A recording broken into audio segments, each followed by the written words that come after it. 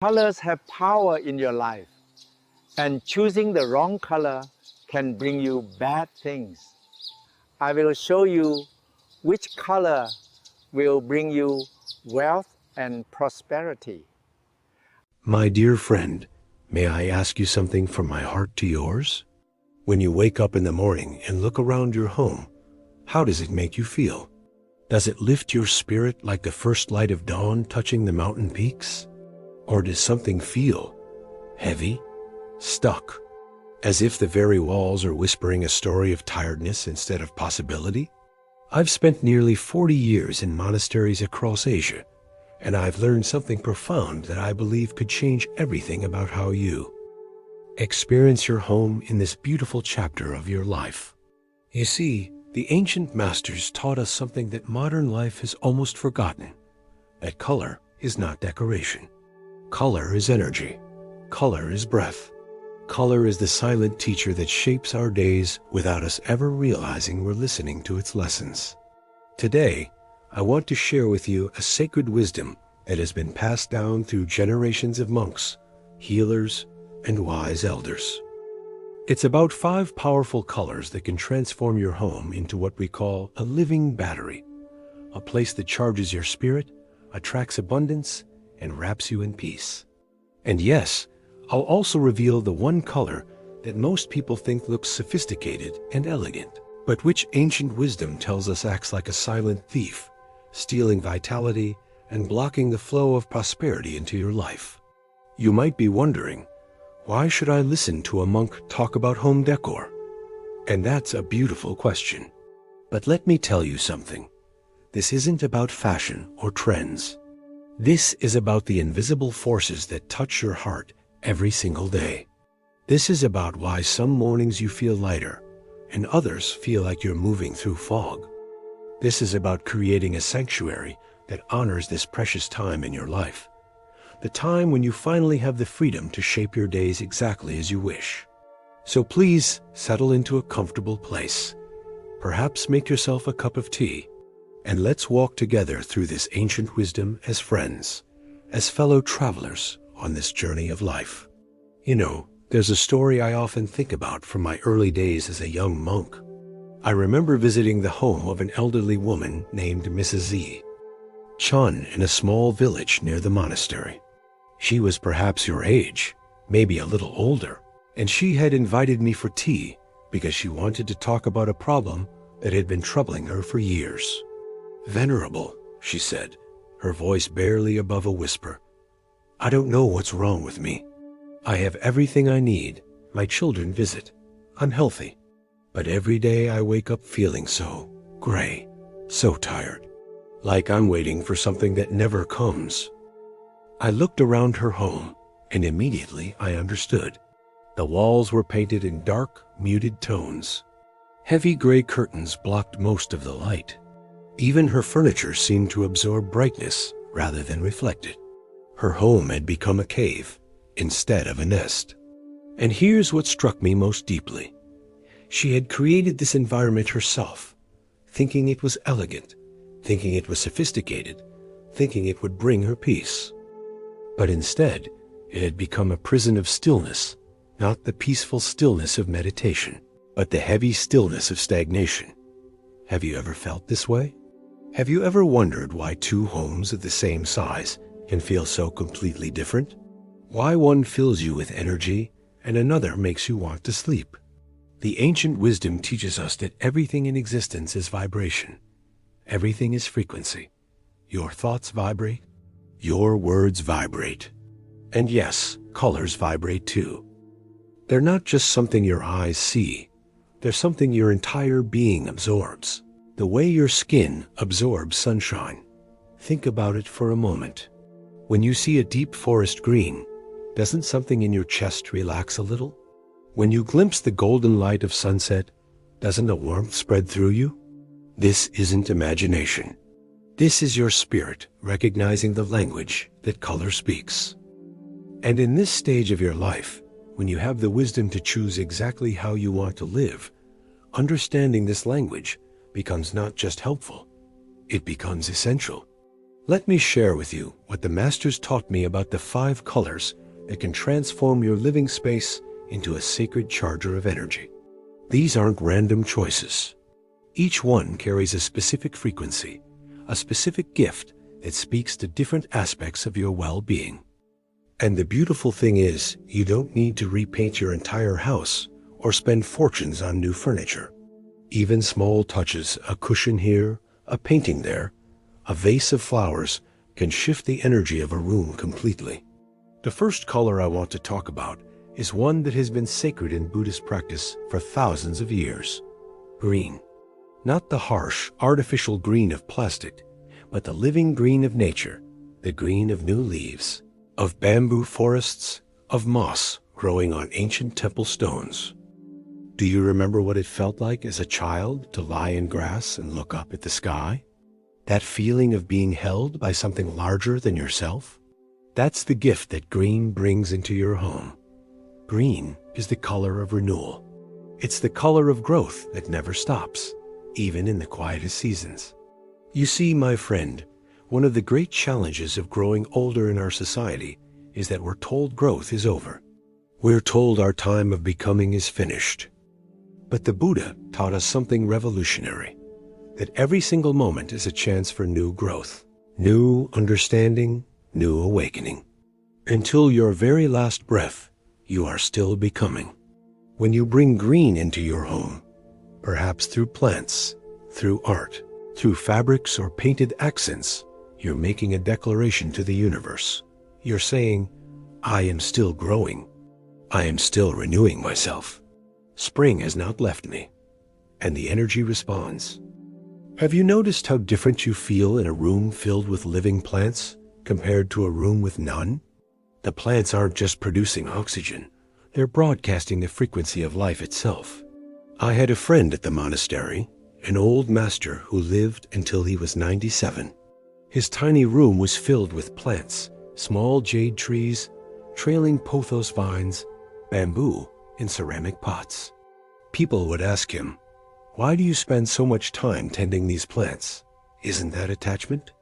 And he would smile and say, "Every morning when I water these plants, I'm reminding myself that I too need tending. I too am still reaching toward the light." This isn't attachment. This is gratitude for the miracle of continuing. Green teaches us that retirement isn't the end of growth. It's actually the beginning of your most profound growth. Because now you're growing not because you have to, not because someone is demanding it of you, but because your spirit chooses to. That's the most beautiful growth of all. The second color carries a frequency that humans have treasured since the beginning of civilization: gold. Not the harsh, shiny gold of gilt frames, but the warm, glowing gold of honey, of wheat fields, of late afternoon light streaming through windows. Gold is the color of abundance, yes, but not in the way most people think about abundance. When I speak of abundance to people your age, I often see a flicker of pain in their eyes. Because our society has taught us that abundance means more, bigger houses, fuller bank accounts, endless accumulation. But you've lived long enough to know the truth, haven't you? That the richest moments of your life had nothing to do with how much you owned.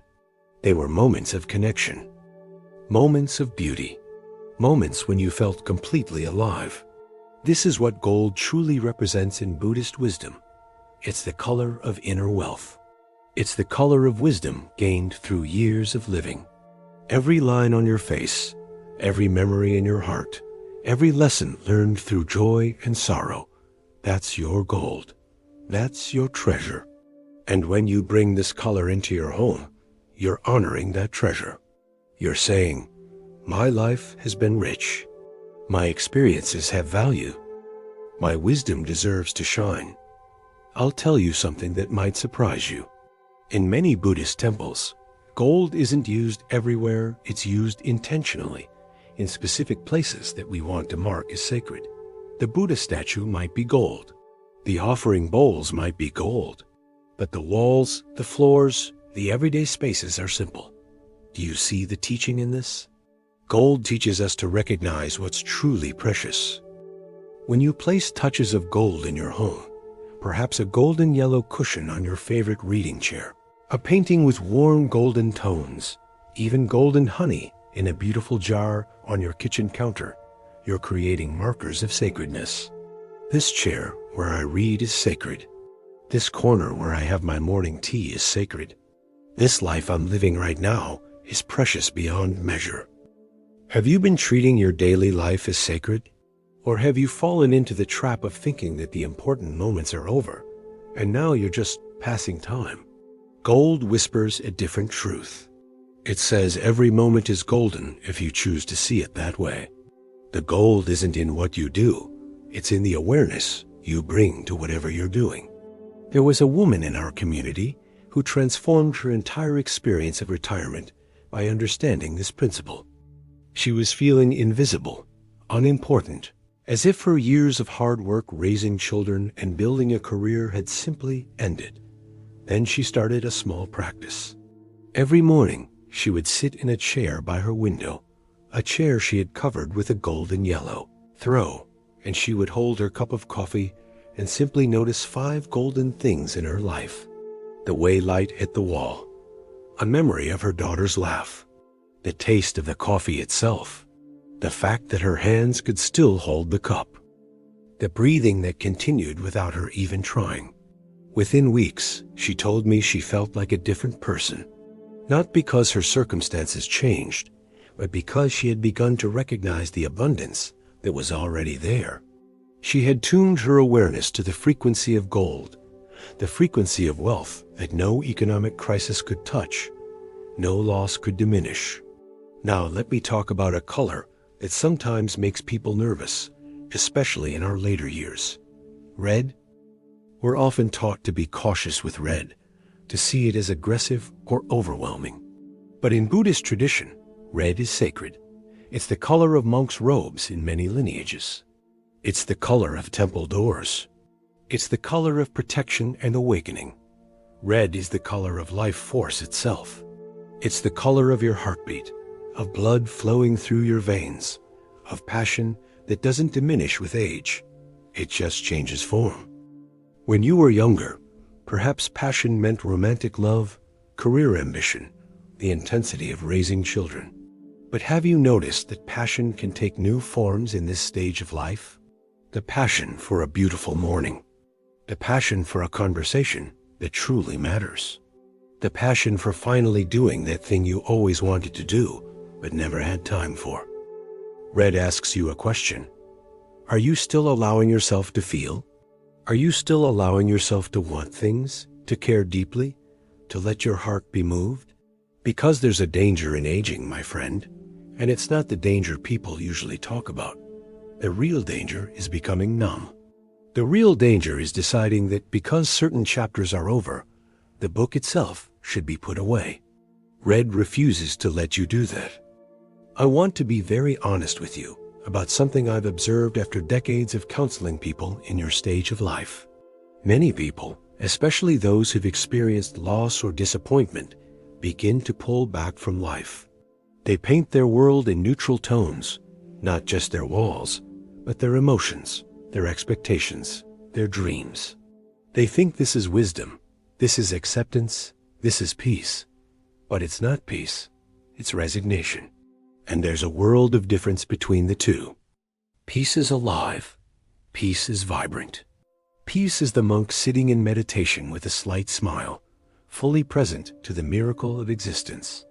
Resignation is the person going through the motions, half asleep to their own life, waiting for the end.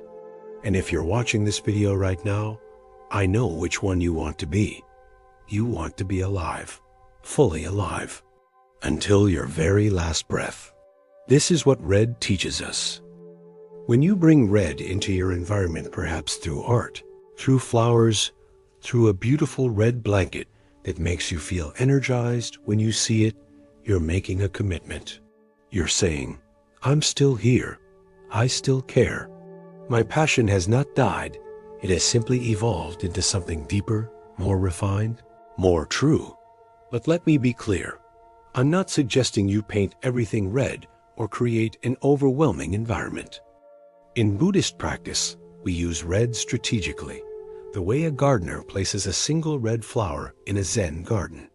It's the accent that wakes you up. It's the reminder that underneath the calm surface, life is pulsing. Your life is pulsing. Do you feel it? The fourth color is one that has always brought me personally great comfort: blue. If green is the color of growth, and gold is the color of abundance, and red is the color of passion, then blue is the color of peace itself. But not the peace of emptiness, the peace of vast spaciousness, like the sky that holds everything without effort. Have you ever just sat and looked at a clear blue sky? Not thinking about it, not photographing it, just looking? There's something about blue that helps the mind settle. It's as if the chattering thoughts that usually fill our heads find space to spread out, to float, to become less dense. This is why so many meditation rooms in monasteries are painted in soft blues. This is why the ceiling of the Sistine Chapel is blue. Throughout history, humans have understood intuitively that blue creates room for the sacred to enter. In this stage of your life, with all the years of experience behind you and all the complexity you've navigated, don't you sometimes just want space? Space from worry. Space from the endless noise of the world. Space to hear your own thoughts, your own heart, your own deepest wisdom. Blue offers you that space. It's like a deep breath in color form. I remember once sitting with a retired teacher who was struggling with anxiety about her adult children, about money, about health, about all the things we worry about when we have too much time to think. Her home was filled with bright, busy patterns, florals everywhere, competing colors, visual noise. I suggested gently that she might try creating one small space in her home as a blue sanctuary. Just one chair, one corner, with soft blue tones. A place where the only rule was that, when she sat there, she would practice just being present, just breathing, just letting her mind rest like a bird settling on a calm lake. She was skeptical, but she tried it. She painted one wall a soft sky blue. She found a comfortable chair and covered it with a simple blue blanket. She placed a small table beside it, with nothing on it except a blue vase with fresh flowers. And she made an agreement with herself. Twice a day, she would sit there for just 10 minutes. No phone, no television, no reading, just sitting with the blue, breathing with the blue. 2 months later, she told me it had changed her life. Not because blue had magic powers, but because blue had given her permission to stop, to rest, to trust that everything didn't require her constant attention and worry. The blue reminded her of something she had forgotten, that peace isn't something you achieve after you solve all your problems. Peace is something you choose, even while problems exist. Peace is the space you create inside yourself, and blue helps you remember that space is always available. When you look around your home, is there space for peace? Or have you filled every corner with concerns, with reminders of responsibilities, with the residue of a life that was constantly busy? Blue invites you to create sanctuary, small spaces where your spirit can rest. And here's what I've found to be profoundly true. When you have even one space of genuine peace in your home, that peace begins to spread. Like a drop of ink in clear water, it colors everything else. The fifth color might surprise you, because many people find it stark or cold at first: white. But in Buddhist tradition, white is the color of new beginnings. It's the color of the blank page. It's the color of snow that covers the old earth and makes everything fresh again. And isn't this exactly what you might need at this stage of your life? Permission to begin again? Listen carefully to what I'm about to say, because it might challenge something you've been telling yourself. You might have reached a point in your life where you think, well, this is who I am. This is what I have. This is how things are going to be until the end. But White asks a radical question. What if you could start over? Not in the sense of erasing your past is your treasure, remember? But in the sense of not being trapped by it. White is what we call an energetic reset. Think about how it feels to walk into a room with fresh white walls, clean white linens, everything bright and clear. It's as if the air itself is lighter. That heaviness, that accumulation of years and dust and old energy white sweeps it clean. This is why monks wear white during certain purification ceremonies. This is why we whitewash temple walls each year. We're not trying to erase, we're creating space for what wants to come next. Have you been carrying old energies in your home? Old furniture that belonged to relatives who are gone, still sitting there like ghosts? Old colors on walls that were chosen by a younger version of yourself who had different needs? Old patterns that made sense when your life was full of children or work or the demands of middle age? There's a teaching here that goes deep. Honoring the past doesn't mean being imprisoned by it. I knew a man, a retired architect, who lived in a house filled with dark, heavy furniture from his marriage. His wife had passed away 5 years earlier, and he had changed nothing. He thought this was loyalty. This was love. But every day he woke up in that house, he felt the weight of absence rather than the joy of memory. When I visited him, I could feel that the house was a shrine to what was gone, not a home for who he still was. We talked for many hours about what it means to honor the dead. And finally, he understood. The best way to honor her was to keep living, really living. He didn't throw everything away, but he did something profound. He chose one room, his bedroom, and he transformed it. White walls, white linens, simple and clean. He kept one photograph of his wife, one meaningful object that connected him to their years together. But the rest became space. Space for his present life. Space for new mornings. Space for the possibility that joy wasn't over. He told me later that every morning when he woke up in that white room, he felt something he hadn't felt in years. Possibility. As if the day ahead wasn't already written, wasn't already determined by the weight of history. White had given him permission to wake up new. And isn't this what we all need? No matter our age, no matter what we've been through. Now, my friend, we come to the teaching that might be most important of all. I've shared with you 5 colors that act as living batteries, charging your home with growth, abundance, passion, peace, and new beginnings. But there is one color that does the opposite. One color that, despite its popularity, despite its reputation for elegance and sophistication, acts like a drain. Like a black hole that absorbs energy and gives nothing back.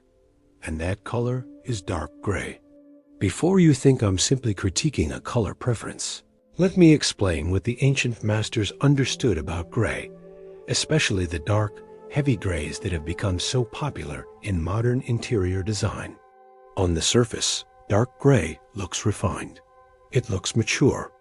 It looks like it belongs in a magazine spread of sophisticated living. But here's what those magazines won't tell you. Dark gray is the color of ash. It's the color of what remains after fire dies. It's the color of clouds before a storm that never breaks. It's the color of stagnation disguised as style. In the language of energy, dark gray is neutral in the worst possible way. It doesn't excite, doesn't soothe, doesn't inspire, doesn't challenge. It simply dulls. It's like turning down the volume on life itself. And here's what I've observed, again and again, in the homes of people struggling with depression, loneliness, or a sense that life has lost its flavor. Dark gray walls, dark gray furniture, dark gray curtains. They've created a cave thinking it's a sanctuary. But caves are for hibernating, for sleeping through the winter. Is that what you want? To sleep through these precious years you've been given? Let me tell you about Mrs. Chun again, the woman I mentioned at the beginning. After we had tea that day, after I understood what was weighing on her spirit, I asked her a question.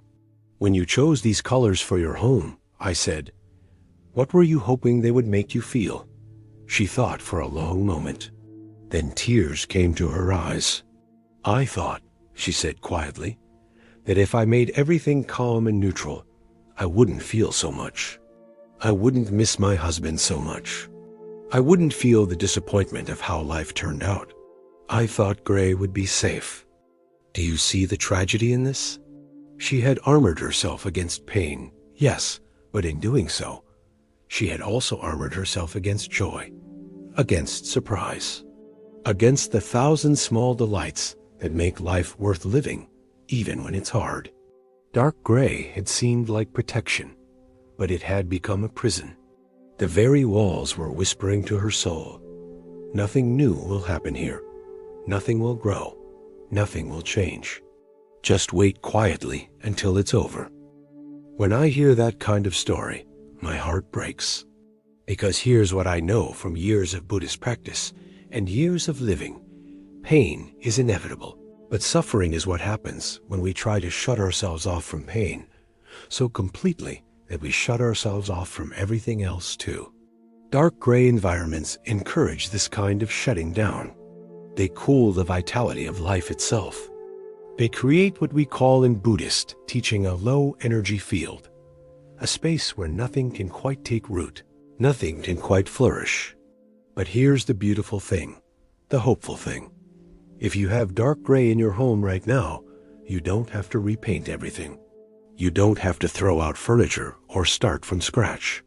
Energy can be shifted with intention and small, meaningful changes. This is the practice we call blessing the space, not in a religious sense, but in the sense of bringing life back to what has gone dormant. If you have dark gray walls and you're not ready to change them, bring in living plants. Not fake plants, living ones.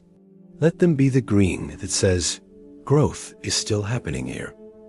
Bring in vibrant artwork, something with color that makes your heart lift when you look at it. It doesn't have to be expensive or famous. It just has to speak to you. It could be a painting of a sunrise, a photograph of grandchildren, a simple poster of a place you've always wanted to visit. The point is that it adds life, adds color, adds the frequency of possibility. Bring in colorful textiles, blankets, cushions, curtains that let light in. I once visited a woman whose living room was entirely dark gray, and she had placed on her sofa a single hand-knitted blanket in bright, cheerful yellows and oranges. Her grandmother had made it years ago. And you know what? That single blanket transformed the entire room. It was like a fire burning in a dark cave. It said, "Life is still here. Warmth is still here. Love is still here." One blanket. That's all it took to shift the energy. This is something our modern world has forgotten, but which ancient wisdom has always known. You don't need dramatic gestures to shift energy. You need intention. You need awareness. You need to ask yourself honestly, does this environment support my life force, or does it diminish it? And then you need the courage to make small changes that honor your answer. Think about it this way. If your home is a battery, what is it charging you with? When you spend hours in your living room, in your bedroom, in your kitchen, are you being charged with vitality, hope, and peace? Or are you being slowly drained, slowly convinced that life is something to endure rather than embrace? The colors around you are not neutral. They never have been. They're speaking to your nervous system, to your spirit, to the part of you that responds to beauty and light without conscious thought. There's a teaching in Buddhism about the middle way, the path between extremes. And this applies beautifully to color in your home. I'm not suggesting you paint everything bright yellow or cover every surface in red. That would be overwhelming, exhausting in its own way. But I'm also warning against the other extreme, the lifeless neutrality that passes for sophistication, but is really just fear of feeling too much. The middle way in creating your home environment means balance. It means having spaces of calm. Yes, perhaps some white or soft blue, but also touches of vitality, splashes of life, moments of surprise. It means your home becomes a mirror of a balanced life, peaceful but not asleep, vibrant but not chaotic, simple but not empty. I want you to imagine something with me.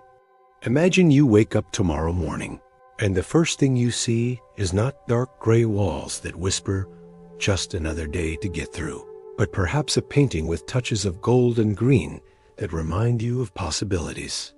You walk to your kitchen, and instead of cold, neutral surfaces, you see a vase with bright flowers, perhaps red or orange, that say, "Your passion still matters."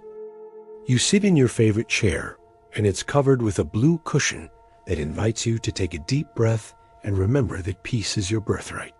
And somewhere in your home, there's a touch of white, maybe fresh white towels in the bathroom, maybe a white bowl that sits empty on a table, reminding you that space exists for new things to arrive. This isn't fantasy. This isn't complicated. This is simply bringing consciousness to your environment. This is understanding that the years you have left, whether that's 5 or 50, are too precious to spend in spaces that drain you rather than nourish you. You've earned the right to live in beauty. You've earned the right to surround yourself with colors that support your highest well-being. I'll share something personal with you. When I first came to the West to teach, I stayed in many different homes, and I began to notice a pattern that troubled me. The homes of younger people were often bright, colorful, full of life, sometimes too much, too chaotic. But the homes of people your age, especially those who were retired and living alone, often felt like they were already preparing for an ending. Muted colors, minimal decoration, everything practical but nothing beautiful. It was as if they had decided that beauty was for the young, that vibrancy was for people still in the thick of life. And I thought, this is backwards. This is exactly backwards. The young need less beauty because they have built-in vibrancy. Their own energy carries them. But those of you who've been through decades of giving, of working, of serving others, you need beauty like you need oxygen. You need to be surrounded by colors that remind you that your life still matters, that joy is still available, that every single day is a gift wrapped in possibility. When I set up my own small room in the monastery where I live now, I was intentional about color. I have white walls because I want space for meditation and clarity. But I have a green plant on my windowsill because I want to remember that growth never stops. I have a cushion covered in gold fabric because I want to honor the wisdom I've gained. I have a small painting with blues and greens that I look at every morning, and it reminds me of the sky and the forest, of peace and renewal. And yes, I have a touch of red as simple cloth on my meditation table that reminds me that even at my age, even with all the letting go that Buddhist practice requires, I am still fully alive. These choices weren't random. They were a conversation with my own spirit about what I needed to thrive. And this is what I invite you to do. Have that conversation with yourself. Walk through your home with fresh eyes. Ask each room, are you nourishing me or depleting me? Ask each color, are you helping me live fully, or are you convincing me to fade into the background of my own life? I know some of you might be thinking, but I like gray. It feels safe. It feels calm. And I want to honor that feeling while also inviting you to look deeper. Is it truly calm that you're feeling, or is it numbness? Is it truly safety, or is it the absence of challenge? Because here's a truth that Buddhism teaches us clearly. Real peace doesn't come from avoiding feeling. Real peace comes from being so deeply present to life, to all of it, the joy and the sorrow, that nothing can shake your fundamental ground. Dark gray can sometimes be a form of hiding.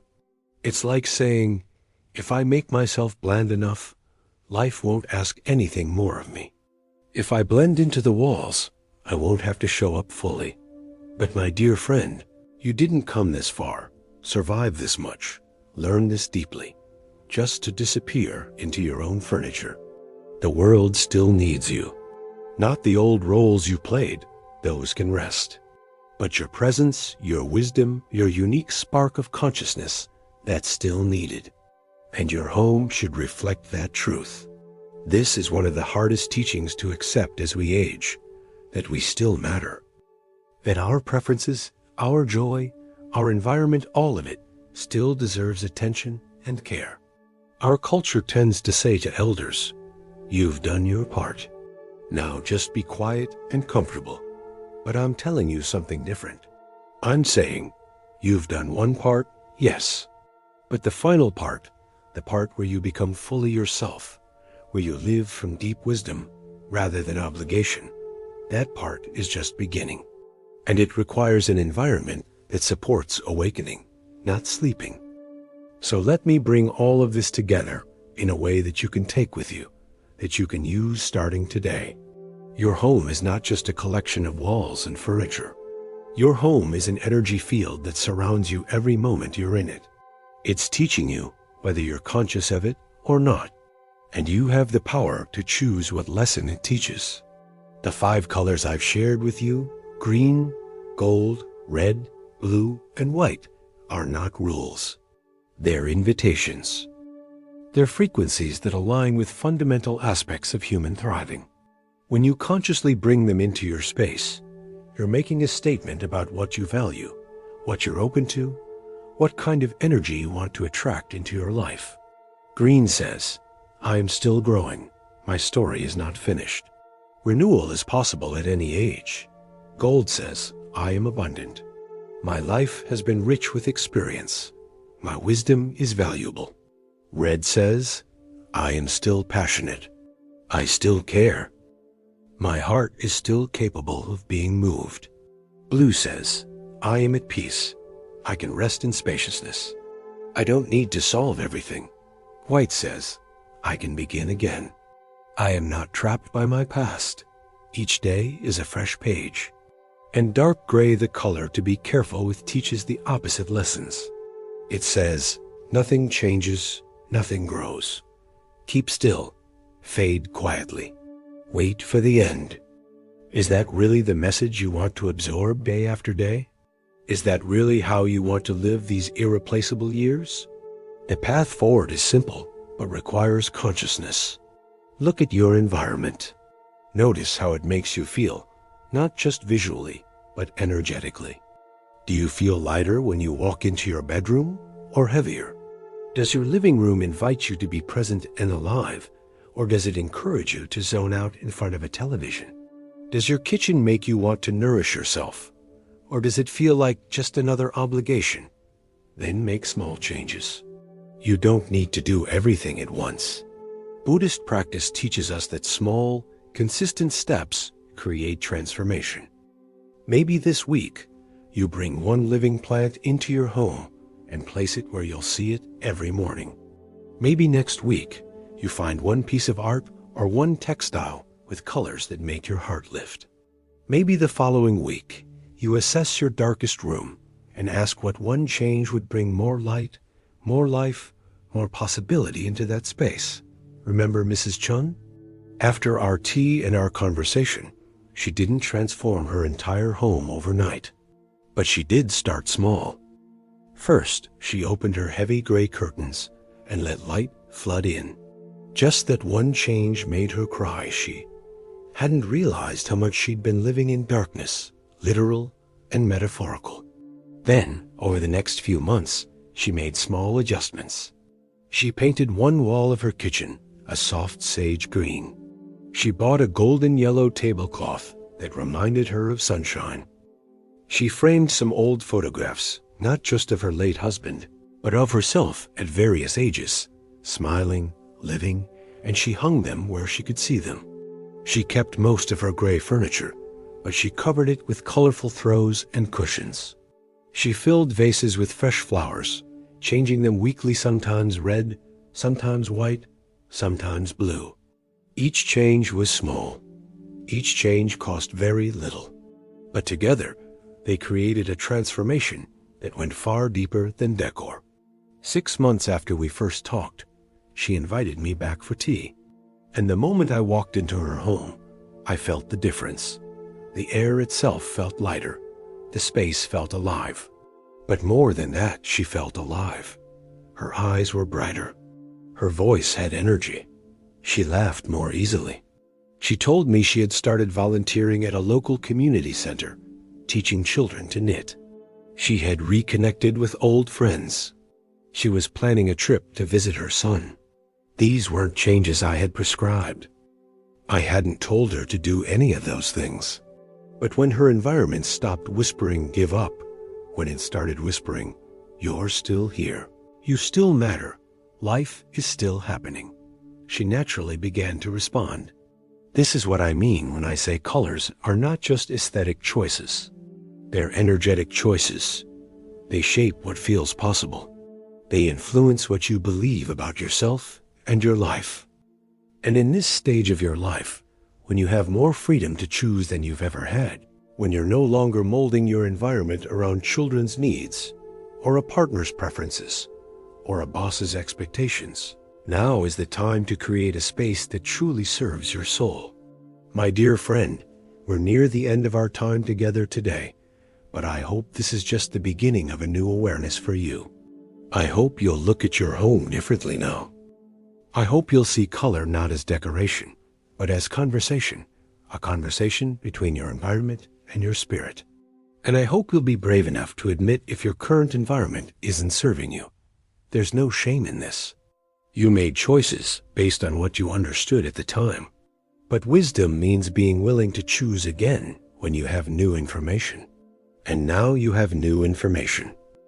Now you understand that your home can be either a charger or a drain, a garden or a cave, a place that encourages your fullest life or a place that slowly dims your light. You have permission to want beauty. You have permission to choose colors that make you happy. You have permission to create an environment that says yes to life, even when parts of life are hard.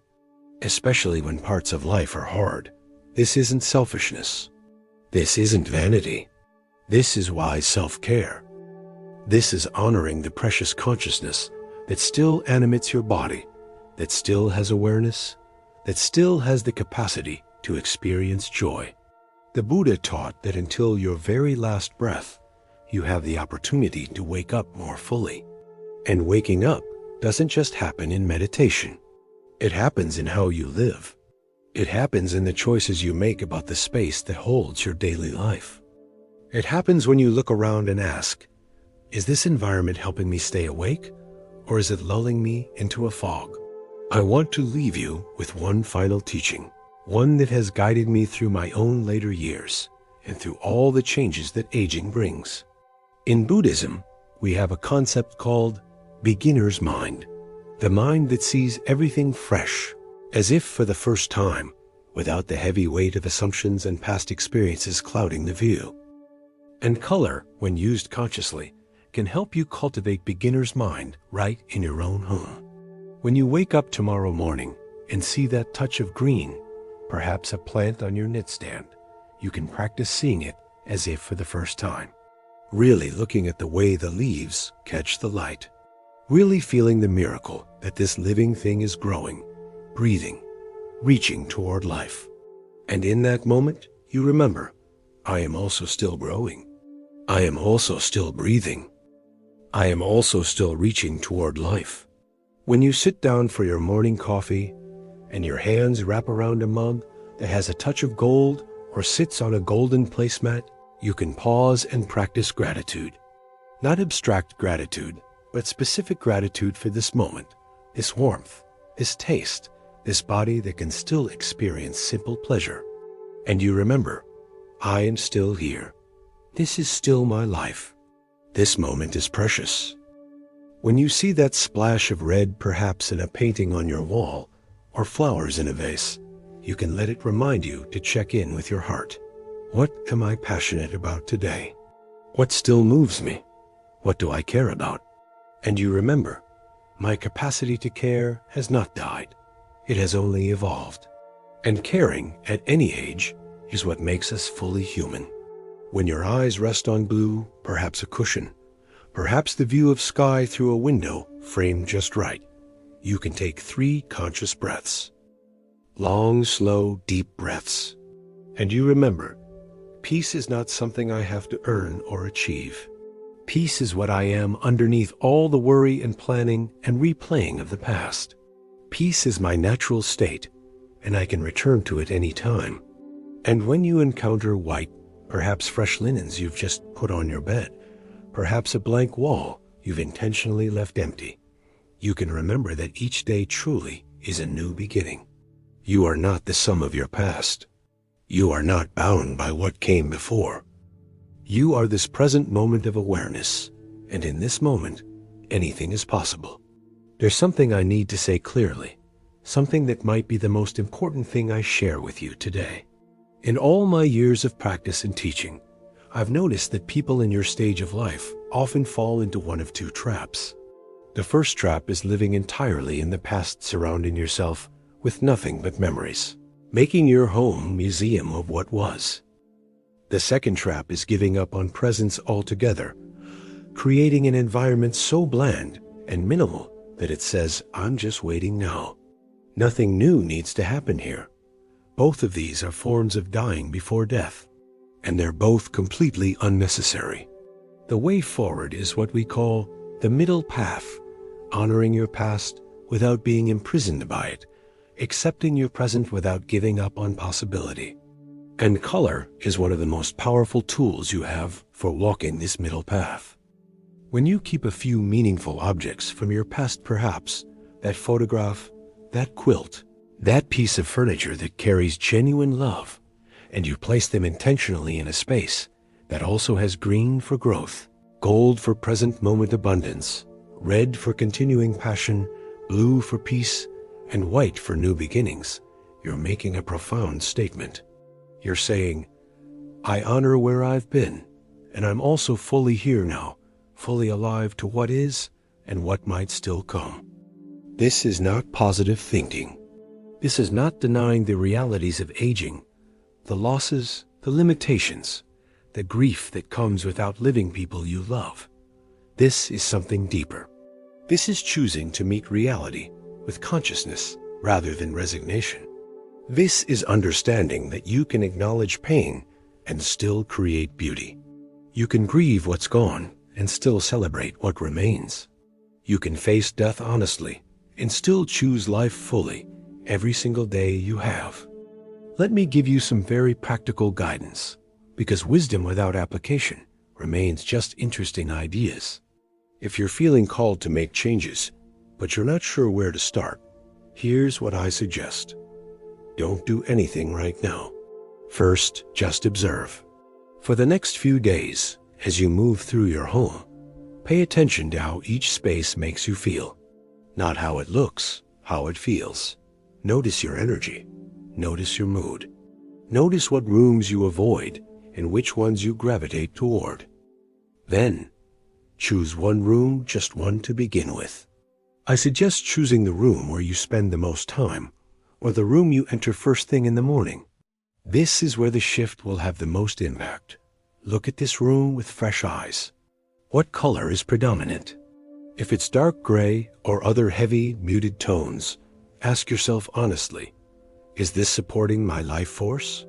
If the answer is no, here's what you can do without spending much money or energy. First, if you have heavy curtains blocking natural light, open them. Let light in. Light itself is the first color. It contains all colors. Second, bring in one living plant. Choose one that's easy to care for if you're not experienced with plants, perhaps a pothos or a snake plant. Place it where you'll see it daily. Third, add one piece of color that speaks to what you need most right now. If you're feeling stuck and wanting renewal, bring in something green, perhaps a green throw blanket or green artwork. If you're feeling lack and wanting to remember your abundance, bring in gold, perhaps golden yellow pillows or a painting with warm tones. If you're feeling numb and wanting to reignite passion, bring in red, perhaps red flowers or a red ceramic bowl.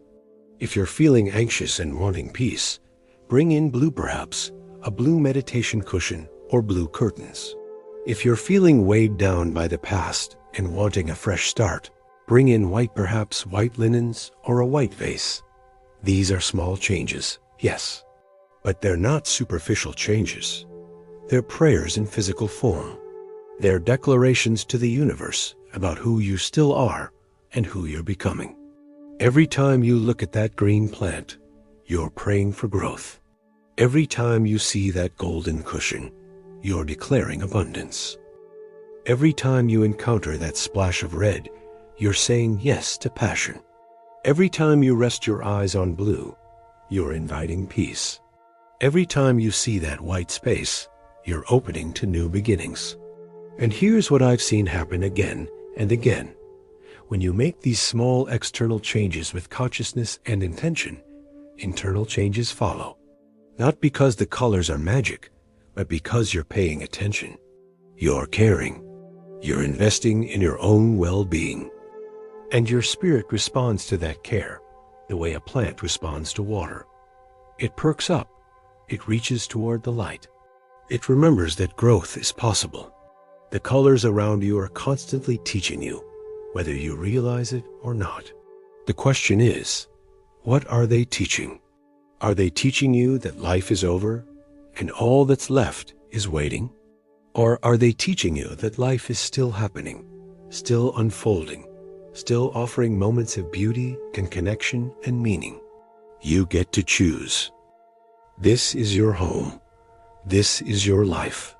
And until your very last breath, you have the power to shape both. I know I've spent time warning you about dark gray, and I want to be very clear about why. It's not that gray itself is evil or wrong. Lighter grays, used sparingly, can be beautiful and calming. But dark, heavy gray throughout your living space, especially if you're already struggling with low energy, depression, or a sense that life has lost its color, this is dangerous. Not physically dangerous, but spiritually dangerous. Dark gray allows you to hide from yourself. It allows you to create an environment that matches a story you might be telling yourself. I'm old. I'm done. I should just be quiet and take up as little space as possible. But that story is a lie. It's a lie that our youth-obsessed culture tells us. It's a lie that fear tells us. It's a lie that protects us from the vulnerability of continuing to hope, to want, to dream. The truth is harder and more beautiful. You are not done. Your body may be slowing down, yes.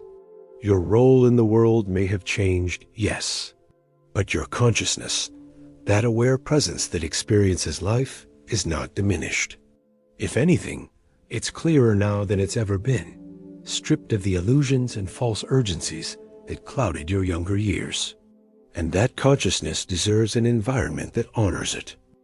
That consciousness deserves to wake up in a room that says, "Good morning, beautiful soul," not just get through another day. That consciousness deserves colors that resonate with life force, not colors that echo the ash after fire dies. If you have dark gray in your home right now, and you're feeling the truth of what I'm saying, that maybe it's been contributing to a heaviness you didn't even realize you were carrying. Please don't feel guilty. Please don't feel like you've done something wrong. You were doing your best with what you understood, but now you understand more. Now you can choose again. And choosing again is not a sign of failure. It's a sign of wisdom. It's a sign that you're still awake, still learning, still growing. We've covered so much ground together in this conversation, you and I hope you felt throughout it that I'm not lecturing you. I'm not telling you what to do. I'm sharing with you what I've learned from decades of practice, from sitting with people at every stage of life, from watching what helps human beings thrive and what helps them merely survive. And here's what I know for certain. You deserve to thrive, not just survive, not just endure, not just make it through. You deserve to wake up each morning in an environment that welcomes you to another day of being alive. You deserve to be surrounded by colors that remind you of your own vitality. You deserve a home that functions as a temple, not a temple of worship to some external god, but a temple that honors the sacred consciousness that lives in you. Your home should be charging you, not draining you. Your home should be whispering, Yes, you're still here. Yes, you still matter. Yes, there's still beauty to experience, and joy to be had, and peace to be found.